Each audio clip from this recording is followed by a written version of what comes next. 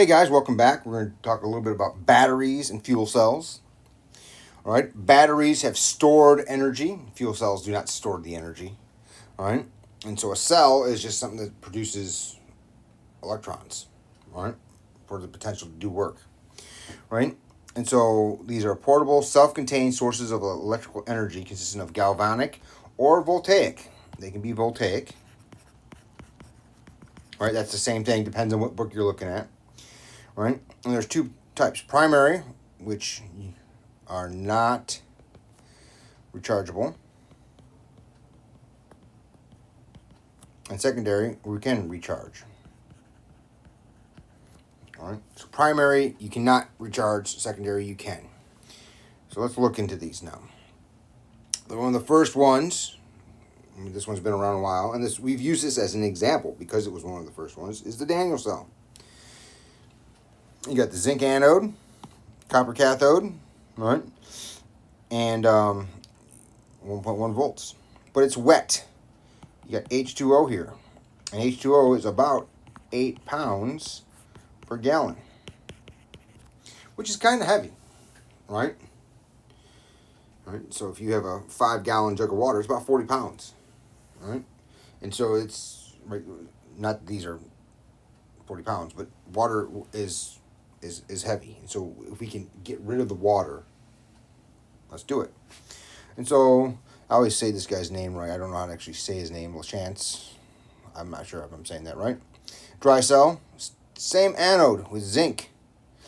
All right, but the cathode now, we're in acidic conditions with manganese 4 going to manganese 2 and ammonia and water. All right, but we're in acidic conditions. So this is an acidic cell. And it looks just like your old AA, AAAs or whatnot. The problem is, all right, this paper spacer, well, paper is like cellulose. And so if this acid goes through and reacts with the zinc can, because the anode zinc, well, the whole thing is zinc, right? And so if there's a hole in that, now the battery's leaking and then it ruins the device. We don't like that, right? So they made it an alkaline cell, right, with hydroxide. So it's a pH above 7, basic conditions, and we still have zinc as the anode, still manganese 4 as the cathode. All right, you're still going to a manganese 3. Okay, so it's the same, elements involved, zinc and manganese. It's just now we're in basic conditions. So. And again, this is the overall general reaction. So if you worked for Duracell, if you worked for Energizer or Everready or whoever makes the batteries, right, you're going to have more than just these in here, right? In fact, this diagram doesn't even show you a lot of details because these companies are trying to make their batteries better, right? And there's ads out, they both have, all the companies have their ads, like especially Energizer and their Bunny and Duracell and what they do, and I'm not going to recommend one over the other. I'm just saying they have their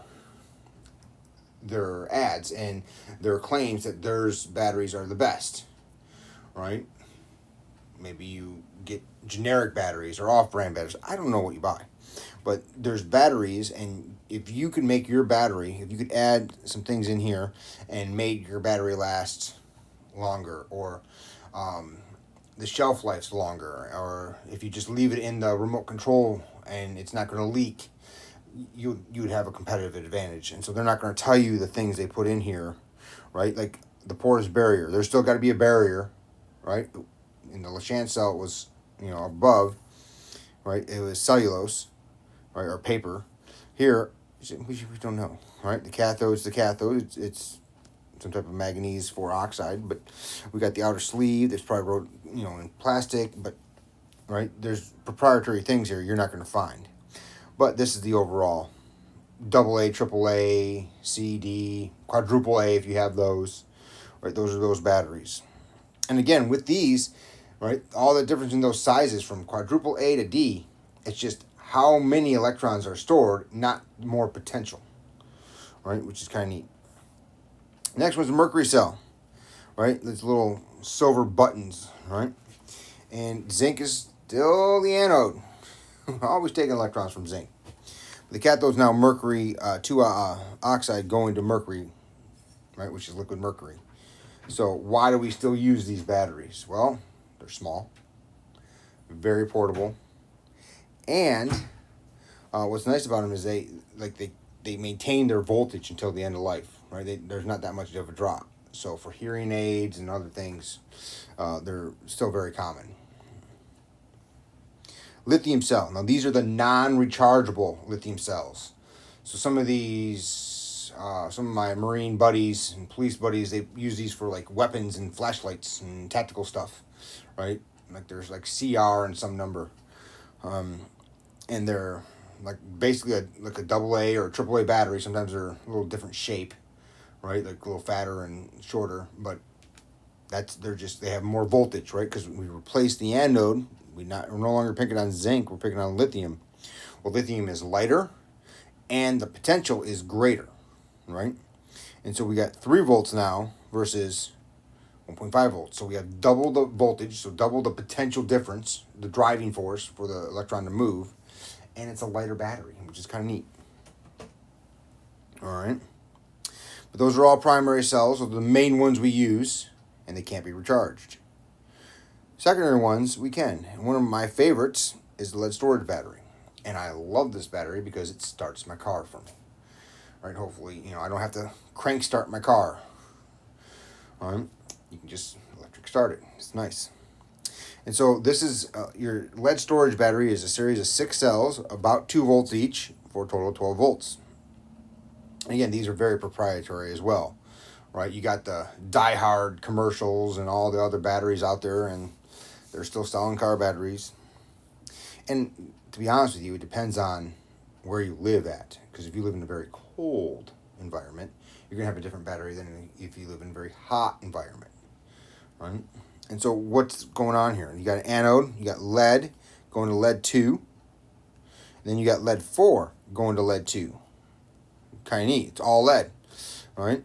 So lead, right, and it's acidic conditions. Sulfuric acid's your electrolyte, and your lead 2 sulfates, this what's made, right? And so here's kind of a diagram of it, and this they call it spongy lead, right? And what happens is electrons go from lead metal to and lead 4, and it goes to lead 2, and it works out, okay? But now, it's about 4 years. They say several, about 4 years. Sometimes the manufacturer batteries last the best, but about for every 4 years, you're replacing a car battery. That's how it works. We can't get around it. The entropy is real, and they only last so long. That's a car battery. It's kind of neat. Next one. When I was a kid, these were big, nickel cadmiums, right? Aging myself here, but these were fun. Remote control cars and all tools and all that. But you could overcharge these, and they're kind of expensive. And as you're reading, probably, cadmium is very toxic, and so try to replace that. Again, another one, nickel metal hydride, and talk about being vague. An alloy with H. Hydroxide going to alloy and water, then nickel and going to nickel 2 hydroxide, right? These are still being used, so you're not going to find much on them, right? Dead batteries, when technology is no longer being worked on, we can find a lot about, right? No secrets. These, I still think some of these are being used in hybrid cars, so it's going to be very difficult to figure out what's all in there. And of course, but that's basically what they are. And these used to be used like in, when people had landlines. Some of you might still do it in the cordless phones and whatnot. This is the big one right here. This is where a lot of research is done to make these lithium-ion batteries. These are the rechargeable, these lithium polymer batteries. They're neat because they can be in any shape. When you think about your laptop versus your phone or your computer versus anything, they can be in any shape. Which is great. They can be recharged. They're light because lithium's light. and they have a lot of voltage. However, you're not going to find much about them because they're proprietary. Because you imagine if Apple or Samsung or other cell phone brands, I don't even know them all, if they found a battery that would last way longer. And these things only got about 1,000 recharges in them, right? Which, I don't know if that makes sense to you or not, but they only got about 1,000 cycles in them. And then the battery life is not the same.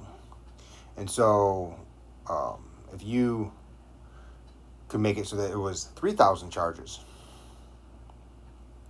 cycles, you would have your phone would last longer, or your tablet or your laptop, and that would be a big selling point, right? So there's a lot of research being done in these, and a lot of competition with them. They're very nice. We use them all the time, but they're very reactive too, right? They don't do well with water. They don't do well with heat, but they're used. So those are ways to store electrical energy, right? So you have a cell phone, or you have a laptop, or you have something, a flashlight even, and it's stored electricity so that you take it and use it as needed, right? When you need it. Fuel cells, on the other hand, are not stored. They're used while they're on, if that makes sense. All right? So a very simple fuel cell. There's going to be more complex than this. We're not going to do those. We're just going to do the simple water, hydrogen, oxygen making water fuel cell. All right? Okay, and so you need to have reactants continually supplied, and you are continually making electricity while it's on. Okay? All right. And so this would be an example of a fuel cell. Nice picture from the book. Why don't we use them? So the question is, why don't we use fuel cells for, all that we do? Well, they need expensive electrocatalyst, right? And so that they can function without contamination, because contamination is a problem here. Right now, we use them in space vehicles. Most of us aren't in space vehicles. Okay, so they're very good. All right, and I'm sure research is being done to get them to replace combustion engines. That'd be great, right? Because the byproducts are clean. We're just obviously not there. Because if we were there, we'd be using them. So that's a fuel cell. All right. Again, research. If you wanted to go into research in these, that's a great field to go into.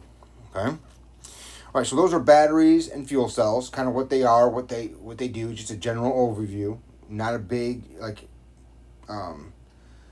in-depth test. All right. But that's what they are. All right. In the next video, we're going to talk about electrolysis. So we'll see you then. If you have any questions, reach out. Otherwise, take care.